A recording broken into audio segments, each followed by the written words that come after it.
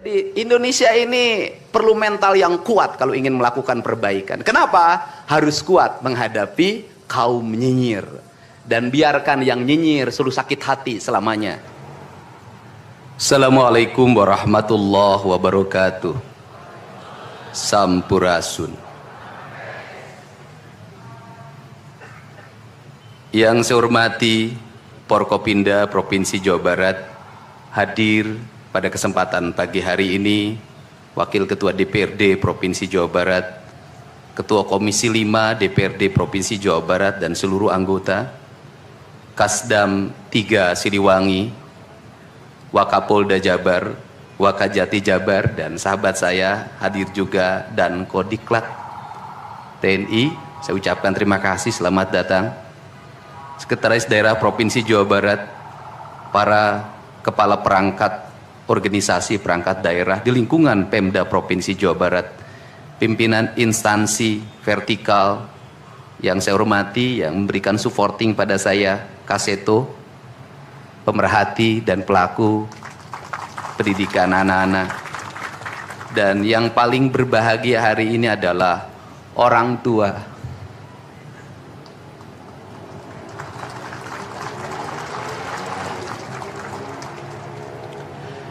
Dari 273 anak-anak Jawa Barat yang terjaring di seluruh Provinsi Jawa Barat dengan berbagai latar belakang, dengan berbagai kondisi, dengan berbagai keadaan, hari ini sudah tumbuh menjadi anak-anak yang sehat, memiliki visi dan memiliki harapan.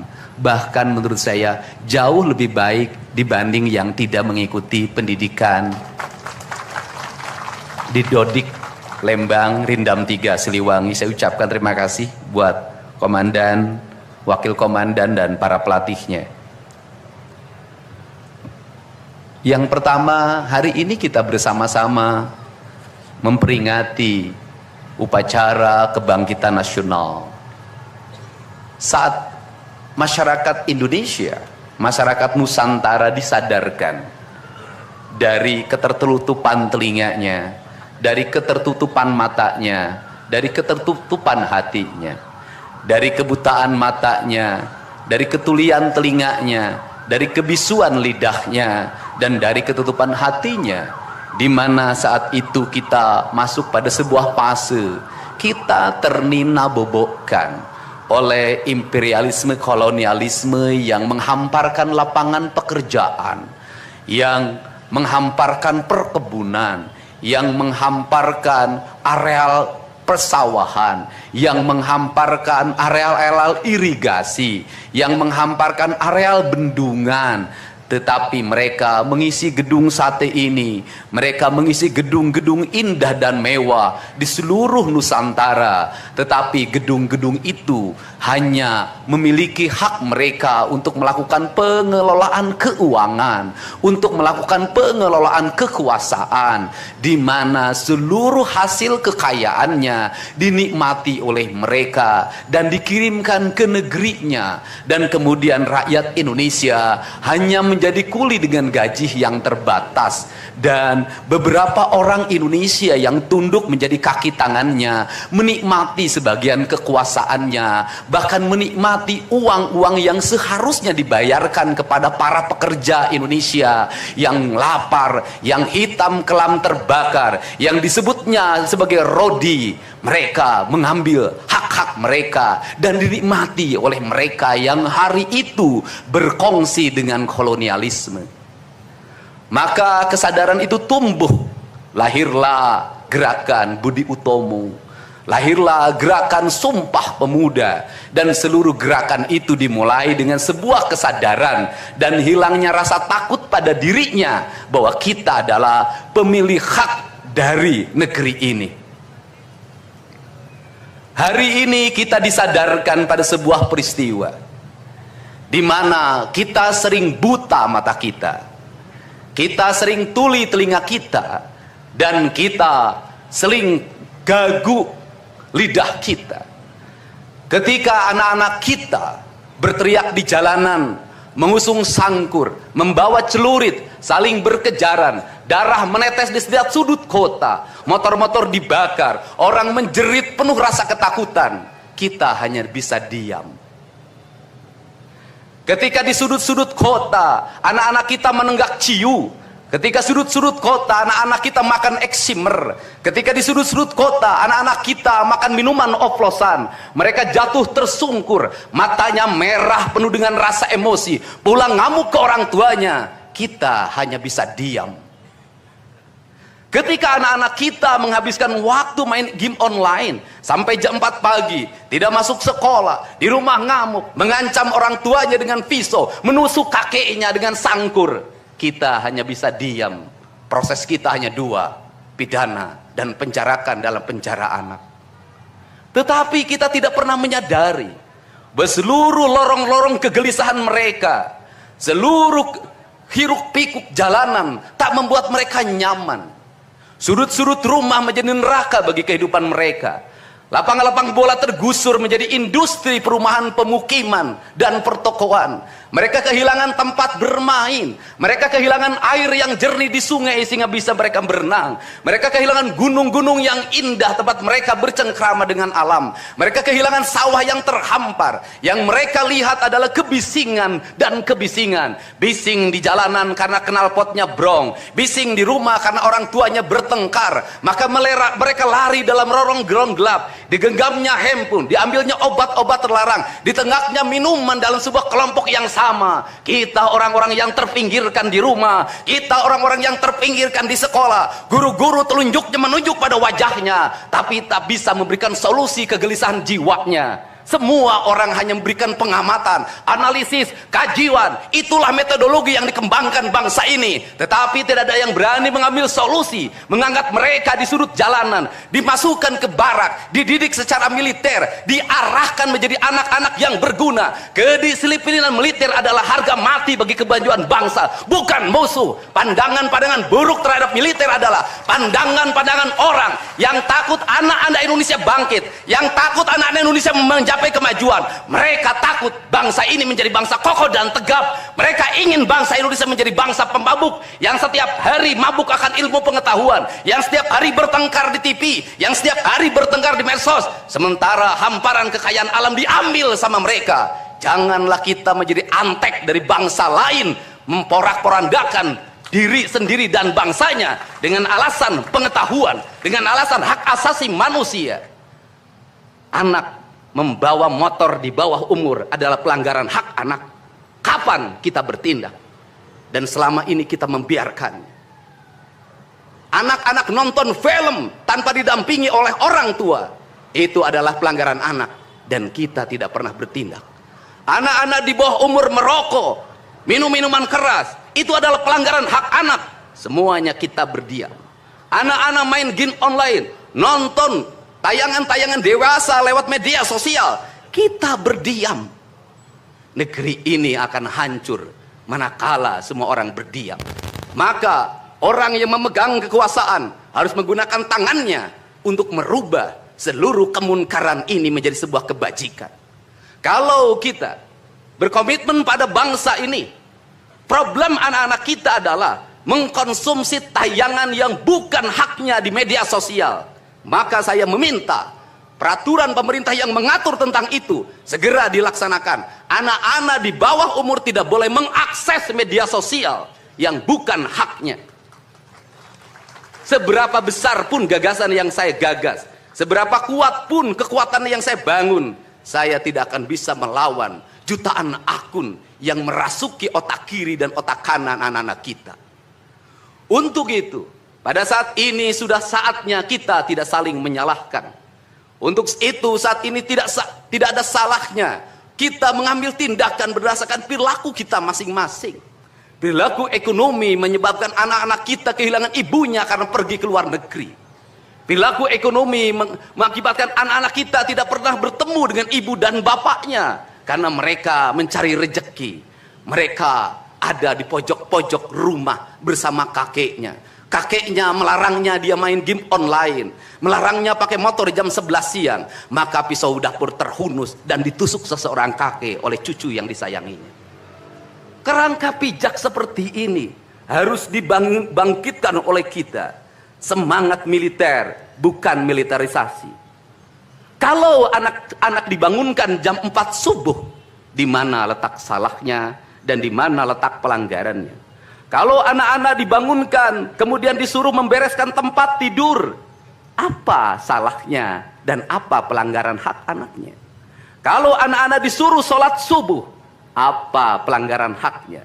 Kalau anak-anak mengikuti kuliah subuh, apa pelanggaran anaknya? Kalau anak-anak disuruh ngantri kemudian makan pagi, sarapan pagi dengan telur, dengan nasi, dengan pisang dan minum susu, di mana letak salahnya? Kalau anak-anak kemudian disuruh belajar, dan saat belajar duduknya bersikap, memandang ke arah gurunya, memandang mata gurunya, agar terjadi transformasi energi antara guru dengan muridnya, yang hari ini dihilangkan dengan digitalisasi, menghilangkan ruh spiritual konsepsi pendidikan kita, diganti dengan konsep pendidikan digital yang tidak lagi melahirkan hubungan emosional guru dan murid. Akhirnya murid-murid tidak menghormati guru-gurunya karena guru lupa mengekspresikan nilai-nilai spiritual dalam dirinya pada murid dalam ruangan yang hening, diganti dengan papan belajar digital. Di mana letak salahnya? Kalau anak-anak itu diajarkan makan siangnya tertib, berantri, berdoa sebelum makan, di mana letak salahnya? Kalau anak-anaknya sore hari diajarkan bola voli, sepak bola, latihan baris berbaris, di mana letak salahnya? Kalau sore hari anak-anak disuruh masuk ke masjid, mengikuti pengajian, di mana letak salahnya? Kalau setelah itu mereka makan malam, dan makan malam ditandai dengan berdoa, di mana letak salahnya? Kalau mereka jam 9 disuruh masuk barak, disuruh masuk ruang tidur, dan disuruh tidur, di mana letak salahnya? Justru hak-hak anak terdapat di barak pendidikan TNI, dan hak itu tidak mereka dapatkan di rumah-rumah. Di rumah-rumah anak-anak tidak bisa tidur malam. Mereka rata-rata tidurnya jam 4, jam 1 malam, jam 2 malam. Di rumah mereka tidak mendapat makanan yang bergizi karena serba fast food. Di rumah mereka tidak mendapatkan kasih sayang. Di jalanan mereka balapan. Mereka tidak mendapatkan ruang hidup tanpa gadget dalam setiap hari. Saya katakan, justru lingkungan kita hari ini, rumah, halaman rumah, kadang sekolah, kadang jalanan, bukan lagi tempat yang ramah untuk anak-anak Indonesia. Untuk itu apa kebijakan yang harus kita lakukan? Kebijakan yang harus kita lakukan adalah mindset pembangunan dirubah. Ekonomi bukan segalanya. Itu penting. Tetapi ekonomi tidak boleh membunuh ruang-ruang publik di mana orang mendapat ruang bercengkrama. Desain rumah harus dikembalikan pada desain yang membuat jendela, membuat ruang untuk ibu dan bapaknya berkumpul. Halaman rumah harus tersedia di setiap kampung, jangan dihabiskan untuk bangunan, karena anak-anak ingin bermain di halaman. Lapangan bola di setiap desa harus ada. Karena apa? Karena mereka terus berinteraksi olahraga. Sungai-sungai harus dijernihkan, karena anak-anak orang miskin tidak bisa berenang di kolam renang yang berbayar. Mereka harus berenang di sungai-sungai yang jernih. Gunung-gunung harus dihijaukan, karena anak kita perlu hiking dan traveling dalam setiap waktu. Anak-anak kita perlu berinteraksi dengan semesta. Lampu-lampu kadang sebulan sekali harus dimatikan, agar anak kita bisa menatap langit, melihat bulan dan bintang, bahwa dia adalah bagian dari cakrawala yang indah. Negeri ini sudah sesak dengan uang di kepalanya. Yang akhirnya apa? Pendidikan hanya menjadi ucapan dan tingkatan S1, S2, dan S3. Tapi pendidikan lupa ada nilai esensial yang harus dihidupkan dalam relung hati manusia. Pendidikan Indonesia adalah mewujudkan manusia Indonesia seutuhnya. Mewujudkan manusia Indonesia seutuhnya. Dalam falsafah Sunda disebutnya Pancawaluya. Cager, bager, bener, pinter, singer. Itulah falsafah pendidikan asasi. Maka falsafah pendidikan asasi dalam kaidah Sunda disebutnya, kalimatnya begini: Kawung mabur sarulukna sama kelengiten pandana, Ciamis tinggal paitna, Ciherang tinggal kiruhna, Resi lengiten ajina pandita ilang komara, Kaduruku hawa nafsuna, Bangkong di kongkorong kujang, Kacai mawacameti. Saya hanya falsafah ini. Apa itu bangkong di congkorong kujang? Kujang adalah senjata. Bagi orang Sunda adalah sebuah kehormatan diri. Kuujang. kujang. Tetapi kujang tidak bisa dikongkorongkan pada bangkong. Kalau bangkong dikongkorongkan oleh kujang, bangkong itu anak-anak di bawah umur. Kalau dia dikongkorongkan oleh kujang, kujang itu tak bermakna dan bangkong itu mati, tak mampu membawa kujang. Kacai mawaca meti, apa itu artinya? Orang pergi ke air untuk mensucikan diri, maka dia harus membebaskan diri dari berbagai apapun kepentingan. Dia ingin pasrah, dia ingin sumera, hirup ukur sasamperan, awak ukur sasampayan. Sariring dering dumadi sarengkak saparipola, la haula wala quwata illa billah. Maka dia tidak boleh membawa hawa nafsu. Ketika kita ingin memasuki abad ritual dan spiritualitas, maka tidak boleh ada kebencian, tidak boleh membawa senjata apapun, tidak boleh, maka kita berserah. Apa yang terjadi hari ini? Orang-orang yang setiap hari bicara tentang kesucian, lidahnya menyakiti orang lain, menusuk orang lain, membawa api peperangan pada saat orang menuju kesucian. Bahkan bisa jadi menghinakan orang lain, itu dianggap bagian dari kesucian. Tidak ada anak nakal. Tapi orang Sunda itu menyebutnya budak bangor. Budak bangor itu beda dengan nakal. Kenapa? Itu masa mereka menginjaki masa remaja menuju masa dewasa. Maka di hari kebangkitan nasional ini, pemerintah Provinsi Jawa Barat, sekolah yang hari ini berjalan, ada pendidikan karakter, ada bela negara. Saya akan meresmikan menjadi Sekolah Kebangsaan Jawa Barat Istimewa. Sekolah Kebangsaan Jawa Barat Istimewa nanti akan dipusatkan di Dodik, Lembang. Dan kalau ada lembaga pendidikan lainnya, kami juga akan menjadi kerjasama. Mereka yang bersekolah di situ bukan anak-anak yang tawuran, bukan anak-anak yang minum, bukan anak-anak korban dari ML, tetapi juga nanti anak-anak yang memiliki kemampuan akademik yang tinggi, anak-anak yang memiliki kemampuan pikiran yang tinggi. Dan seizin pimpinan DPRD Provinsi Jawa Barat, tahun ini kami akan memberikan beasiswa pada mahasiswa-mahasiswa yang kuliah di jurusan engineering, tetapi mereka harus mengikuti sekolah kebangsaan selama 1 bulan. Agar uang yang diberikan oleh Provinsi Jawa Barat melahirkan nasionalisme-nasionalisme baru yang bisa membawa bangsa ini ke arah kemajuan. Dan saya mengucapkan terima kasih pada kalian semua yang membuat diri saya hari ini setiap hari berpikir. Ingat, doa yang terpancar ada 2. Saya tidak menyebut doa. Rintihan hati, bisikan hati ada 2.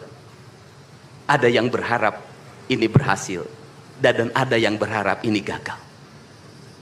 Siapa yang berharap ini berhasil? Mereka adalah kaum-kaum nasionalis yang mencintai bangsa ini. Siapa yang berharap ini gagal? Para nyinyir dan para pembenci yang menjadikan politik sebagai tujuan hidupnya tanpa pernah bisa membedakan mana kepentingan politik dan mana kepentingan kebangsaan. Walaupun kebijakannya baik karena beda dengan politiknya, dia mengatakan buruk. Dan walaupun kebijakannya buruk karena sama dengan politiknya, dia katakan baik. Ini orang yang tidak punya spirit nasionalisme. Dia hidup mempertuhan politik dalam setiap waktu. Saya katakan, dia hidup mempertuhan politik dalam setiap waktu.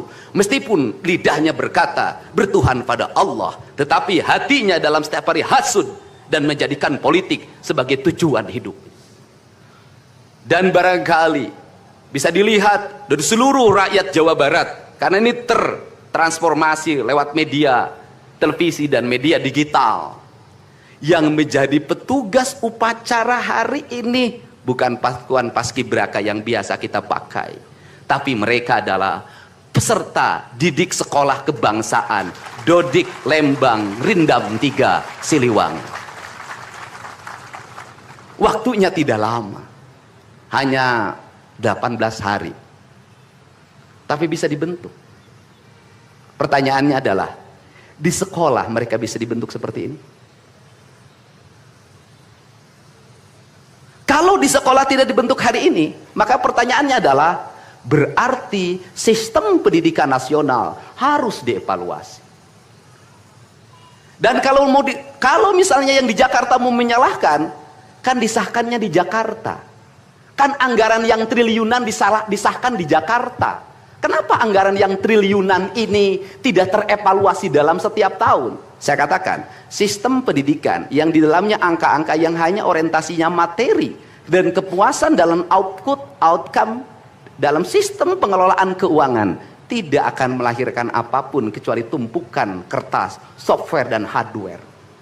Tetapi pendidikan yang lahir dari jiwa dan lahir dari cinta tanpa biaya yang besar, dia akan melahirkan anak-anak penuh dengan semangat kebangsaan dan punya spirit Pancawaluya.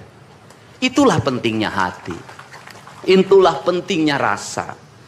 Untuk itu hari ini ada antrian ribuan orang yang ngantri ingin memasuki pendidikan di pendidikan sekolah kebangsaan. Dan kalian semua hari ini bisa bertemu dengan orang tuanya. Bisa mendapat sertifikat dari kami dan bisa pulang dulu. Nanti dalam 2 minggu sekali kami siapkan mobil di setiap kabupatennya untuk pergi ke Dodik lagi mengikuti pematangan, bukan di Dodik, nanti di Badan Diklat ESDM Pemda Provinsi Jawa Barat, kalau nanti di Dodik diisi oleh siswa yang baru. Dan kami akan memantau perkembangan kalian dalam waktu 1 tahun, bukan 6 bulan. Dan saya sudah meminta kepada Dinas Kesbangpol, Dinas Pemuda Olahraga, di upacara peringatan 17 Agustus 1945 Pemda Provinsi Jawa Barat, seluruh pesertanya berasal dari siswa didik sekolah kebangsaan di Dodik Lembang. Kalian semua jadi petugas upacara Agustusan.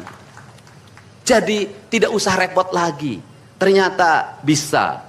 Dan hari ini bisa kalian bahagia. Saya ngasih bonus untuk petugas upacara dari Dodik ini 25 juta untuk dibawa pulang ke rumahnya masing-masing. Dapat uang saku, makannya enak, tidurnya nyenyak, berubah mental, bajunya bagus, pulang dapat bonus, gratis lagi. Dan tentunya buat petugas yang lain juga kita siapkan 25 juta.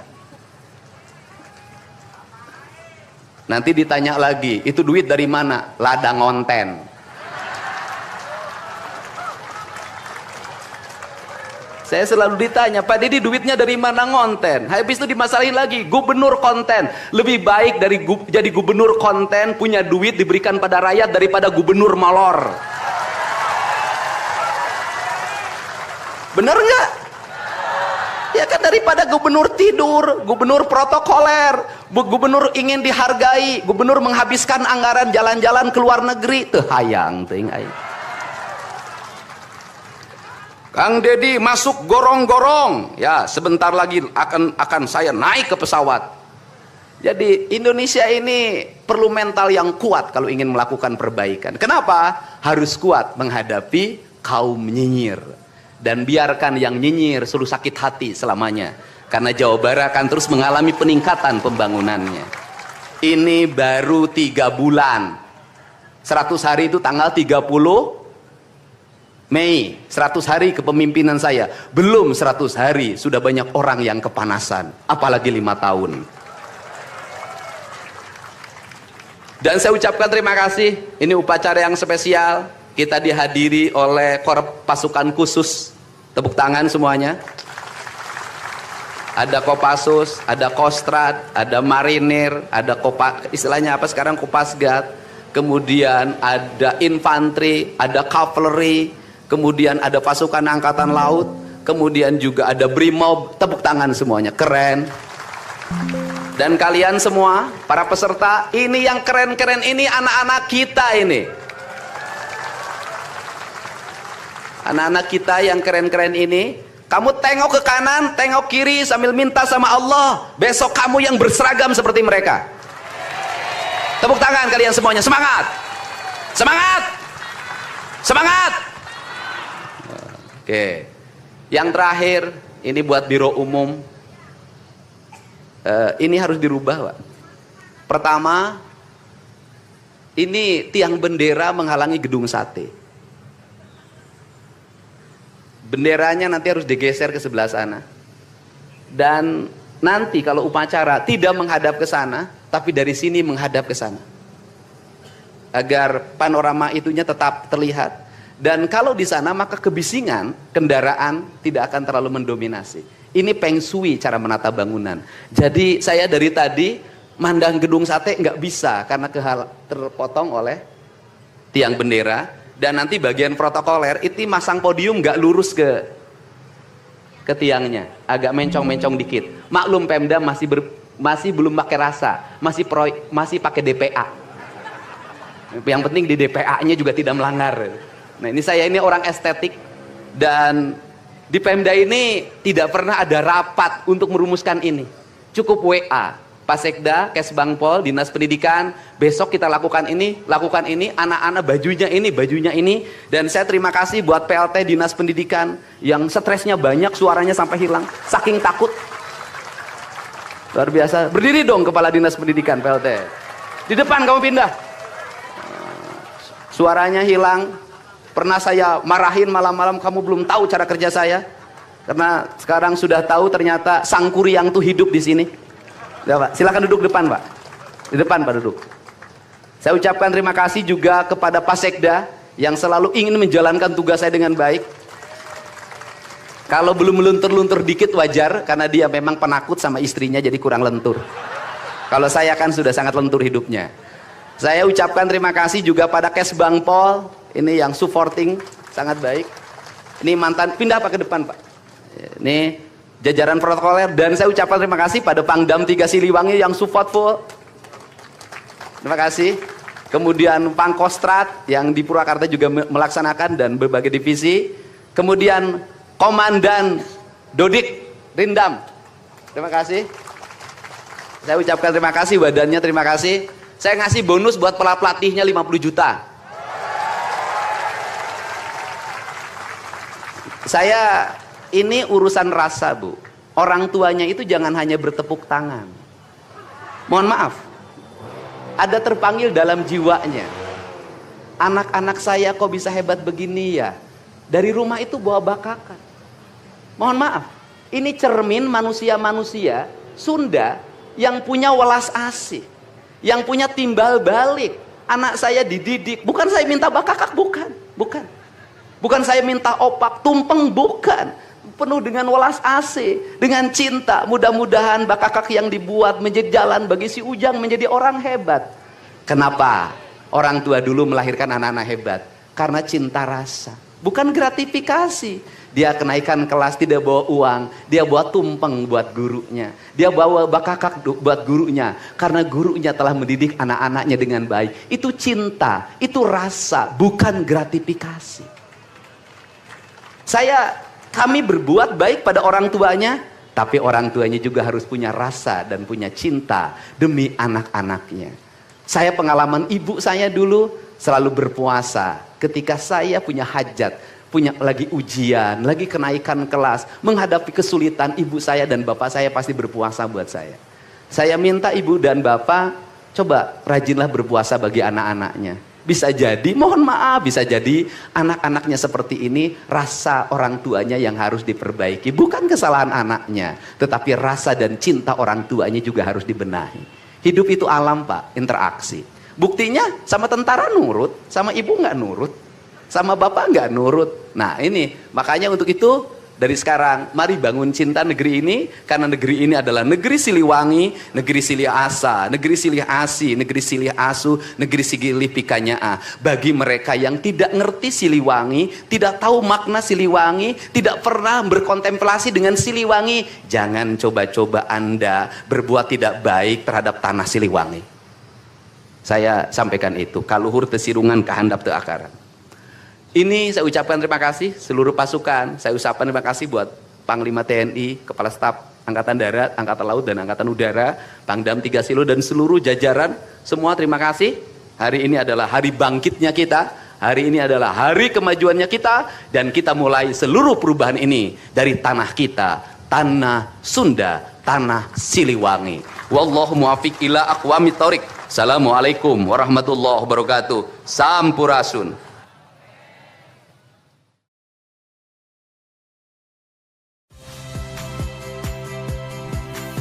Saya Radi Saputro. Saksikan program-program Kompas TV melalui siaran digital, pay TV dan media streaming lainnya. Kompas TV, independen, terpercaya.